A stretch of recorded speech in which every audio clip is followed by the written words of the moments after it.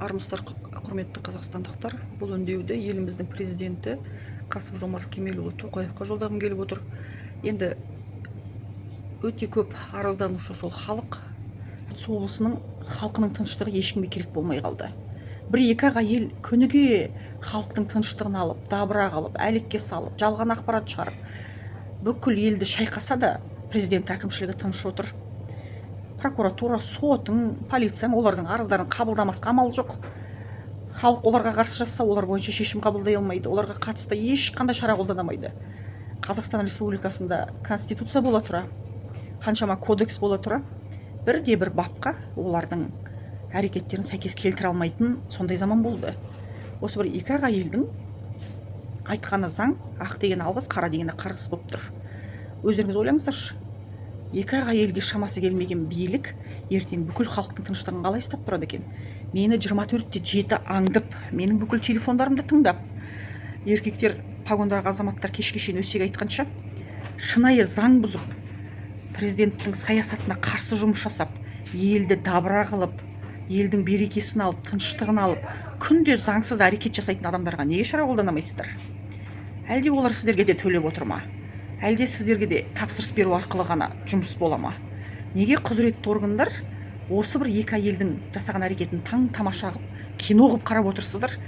Бүкіл елдің тыныштығын алып, бүкіл халықтың қарғысын алып отырған екі адамға шамаларыңыз келмесе, біз елдің тыныштығы үшін жұмыс жасаймыз дегендеріңіз артығалы осы. Армысыздар, құрметті қазақстандықтар. Бүгін біз Кербұлақ ауданы Малайсары ауылындамыз.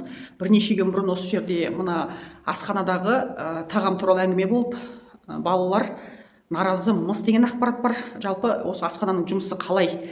Заңнамалық шеңберде ол кісілердің тарапынан заң бұзушылық болды ма, болмады ма, соны анықтап, одан кейін мына жалпы Малайсары ауылынан бастап осы Кербұлақ ауданында жалпы жаңалықтар легін беріп отыратын өзі бірнеше адам бар ғой, солардың жалпы мақсаты не көздеген. Одан кейін осы жаңалықтардың жалпы негативті түрде шығып, оның ар жақтағы көздеген мақсатын білу үшін осыған арнайы сәл сіздердің алдарыңызда журналистік зерттеумен бөліскіміз келіп отыр. Барды бар, жоқ деп айтатын журналистердің қатарындамын, бірақ жалпы тазалыққа мен де өте қатты мән беремін. Міне, таза нәрсе таза болып тұрады ол. Оны аяқ астынан қазір мен келген кезде тазалап үлгермейді ғой ол. Дұрыс па? Саламатсыз ба? Қалыңыз қалай? Аты жөніңіз? Мен осы асхананың арендаторы Сүгірбек Өкілара Шәріпқанқызымын. Жалпы осы жердегі еңбек өтіліңіз, жаңа жұмысыңызды қай уақыттан бастадыңыз? Осы бүгін 5-ші күн жұмыс күнім. Бастан келе салғаннан ұнамай жатырсыз ғой? Иә, дүйсенбі өткен наурыздың алдындағы дүйсенбі бастадым. Дүйсенбі, сейсенбі, сейсенбі мен каникул бітті. Алла бұйырса бүгін мен 2-3 тоқсанның 1-ші күні жұмысқа кірістім. Сабақ кезінде. Сізден келіп комментарий алды ма жалпы? Алған жоқ ол кезде. Сіздің сыртыңыздан келіп түсіріп кетті болды, иә? Иә. Ал енді ана 1-ші жұмыс күні сағат 7:30-да ассалаумағалейкум деп сол кісі мені қарсы алды. Артыңыздан бір қудалап жүргенде жүріпті ғой, иә? Ол күні мен бұл жердің әкімшілігімен де танысып көрген жоқ болатын. Балалардың тамағына сағат 7:30-да асхананы ашып қойған кезде келді ол кісі. Ол кісі вообще өйтіп қадағалайтын негізі заң шеңберінде көп жерге мұрнын сұға беруге негізі құқық жоқ. Заң шеңберінде ата-ана болғаннан кейін өзінің баласының шеңберінде ғана жасауға бар енді. Кешке дейін сіздің жұмысыңызды қадағалайтын орган ол емес негізі. Келесі жолы кішкене заң шеңберінде қадағалап, мына жерге камера қойып қою керек па балаларды? Әйтпесе мынау балаларды бүйтіп түсіріп, көп ата-аналар қазір наразылық біліп жатыр, менің баламды неге түсіреді дегендей. Сіздің жұмысыңызға осы әрекеттер кері әсерін тигізді ме? Әрине, сол күні дүйсенбі күні сол сағат 7:30-нан бастап келгенде мен енді бірінші рет бұл ауылға, бұл мектепке бірінші рет келіп тұрғаннан кейін бұл жақтың аурасын ештеңесін білген жоқпын ғой. Ойладым, ол кісі ата-аналар комитетінің төрайымы шығар. Бірінші күн жұмысымды қадағалап жатқан шығар деп сұрадым. Жоқ, мен ата-анамын деді. Менен сол кезде бірден нені сұрады? Құжаттарымды сұрады. Айттым, құжаттарым бар. Мен сізге қазір көрсетуіме уақытым жоқ. Кешіріңіз, мен тамақ жасап үлгерейін, 9:30-ға балаларға тамақ шығаруым керек дедім. Себебі маған айтты. Ол өзін бұрынғы мектеп директорымын деп ойлап қалған ғой негізі, иә. Себебі 9:30-ға үлгеруім керек. Оның үстіне бірінші күн кім көшіп келсе де есіне таниды ғой. Қайда сүремді, қайда қоямын деген ойым болды. Мына пешімнің бәрін сырын алып біткенім жоқ болатын. Сонымен сөйтіп жатқан кезде бұл кісі сұрақтан сұраққа айтты. Иә, әйтеуір 9:30-ға тамақты үлгердік бірден. Бірақ соның арасында осы мазаңызды алып жүрген екен ғой бірінші күннен, иә? Бірінші күннен осы мектептің медбикесі келіп түрме қарады да, сіздің давлениеңізді өлшейінші деп, давлениемді де өлшеп, сол жолдан дереу скорый шақырып бұл жерде мен давлением 180 болып кетті. жұмыс істеуге болмайды дейді, екі сменаға тамақ беру керек екен. Әйтеуір сол күні бірден ақ бітірдік. Бірнеше күннің нәтижесі жаңағы видеоға ұласқан екен ғой, иә? Бірнеше күнде түсірген қысым қалғанын көрсетпеген енді. Бірден анау қиып керек жерлерін ғана түсірген болып тұр ма сонда? сөйтіп отыр ғой енді. Екінші күні неғылған кезде тағы да бұл кісілер мен ертең кісі ауданға да звондап ескерттім, осындай жағдай болып жатыр деп едім. Сіздің тамақ жасауыңызға ешкімнің кедергі болуына құқығы жоқ деді. Құқығы жоқ болғаннан кейін одан кейін айтып, ондай болса мен бір ес жауып қояйын да тамақ жасайын. Әйтпесе мен ол кісіге көңіл бөле алмаймын дедім. Ол кісі айтты, залдағыға әкімшіліктер жауап береді, сіз тамағыңызды жасай беріңіз деді. Мен есігімді жаптым да директорларға да ескерттім. Директор айтты, проба снимать етуге келгенде бракеражный комиссияны ашып қойсаңыз болды. Сағат 9:15-ке аштым, 9:30-ға тамақ бердім. Екінші күнде сол балалармен бірге келді ғой, сағат 7:30-ға тоғылдатып. Ол күнде де баяғы кішкене сөйледі, мен жауап бермей қойдым. Жауап бермей едім, оған да кінәлі болдым. Міне аспазшы сананған жауап бермей жатыр деді. Міне енді ол кісіге мен жауап беретін залда. Ол кісі жалпы телефонмен жақсы бүйтіп жүр, күні кешке сол адамдарды аңдып түсіру негізі жұмысына айналып кеткен ау кәсіби. Әйтпесе мысалы әркімнің артынан өйтіп аңдып жүретін уақыт қайда елдерде? Қалыпты елдер жұмыс жасап бала шағасымен айналысады негізі. Ол кісінің енді қыр-сырын мен білмедім ғой ол кісінің. Ал енді жаңағы тамақтан кінәрат іздеп, мінәрат іздеді ғой. Енді оны тексеретін құзыретті органдарға жүгіндіңіз ба? Жүгіндім. Ол тамақты күнде 9:15-те осы жерде медбикесі келіп пробасын снимать етті. Және социологым келіп тамақтың пробасын снимать етті. Бракеражный комиссиялар келіп күнде олар келіп тексеріп тұрды. Олардың өздерінде фотоотчеттары бар. Өзінде құжаттарымды да сол күні дүйсенбі күні түстен кейін ол кісілерге құжаттарымды көрсетіп таныстырдым. Міне менің құжаттарым былай дедім. Оның барлығын ада тамақтың өзіне экспертиза ештеңе жасатпадыңыз ба? Сол не күні экспертизаға бердім. Дүйсенбі күні, сәрсенбі менен как раз әлгі дифтерий менен ремдік котлет болған күні өзім апарып сараптаманы өткіздім. Бірақ результатын әлі шығармай жатыр. Бірақ аудан звондап біліпті, результаты отрицательный болды деді, жақсы деп. Енді әлгі бағана неғанда жоқ, отрицательный дегенде жаңағы жағымсыз заттар жоқ, керісінше бәрі заң шеңберінде деді, иә? Негатив жағы отрицательный деп дұрыстап айтыңыз. Әйтпесе ол адамдар бәлеғор ғой. Мына сөзіңізді іліп алып кетіп, қазір осы сөздің өзін төңірегінде әңгіме айтады да. Тамақ таза шықты деді. Иә, таза, заңнамалық жаңағы сараптамаға сәйкес, заңнамалық тұрғыда ешқандай заң бұзушылық жоқ деді ғой. Дұрыс па? Міне солай айтыңыз. Не, Сарыөзек тексерген жоқ, облыс тексерді. Вот, көрдіңіз ба? Сөйтіп айтыңыз барлығына. Олардың бір дүние жатады ғой, бостан босқа жүрмейді ғой адам. Сәрсенбі күні келгенде енді тағы да айтпаймын ба, тендерға қатысқан Арман деген компанияның несінің мүшесі әйелін ертіп келді. Мен оны білген жоқпын. Келді, бір 9:30-дағы келді. Соңынан естідім, сол компанияның ұтылып қалған әйел келді, сол жанында деп. Значит, сізге дейін жаңағы жүргізіп жүрген сол кезде ұтылып қалған адам ол кісінің жақыны болып тұруы мүмкін екен ғой. Оны да білмедім. Мен кейін сол адамды бірге ертіп келіп тұр сізге.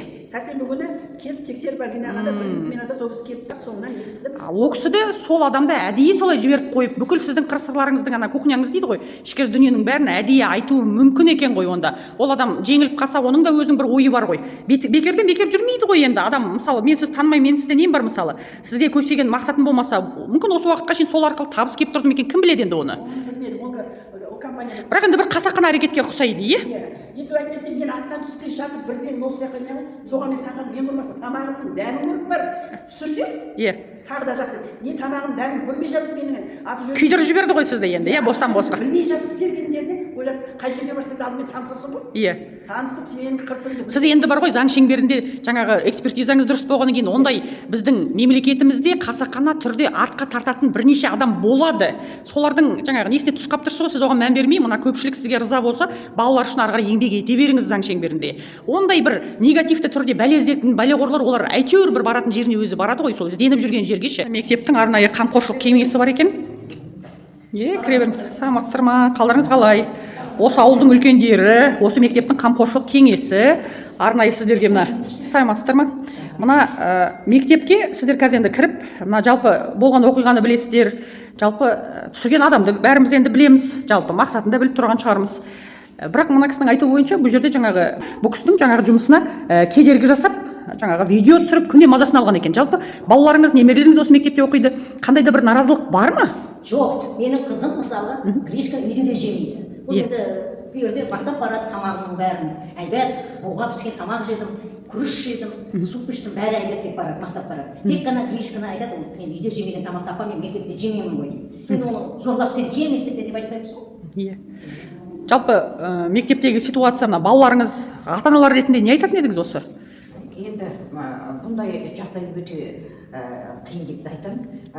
Келіп мектепке үстемдік жасап, директор отырған директорден бір не алмай келіп мынандай жасағанға мен таңғаламын.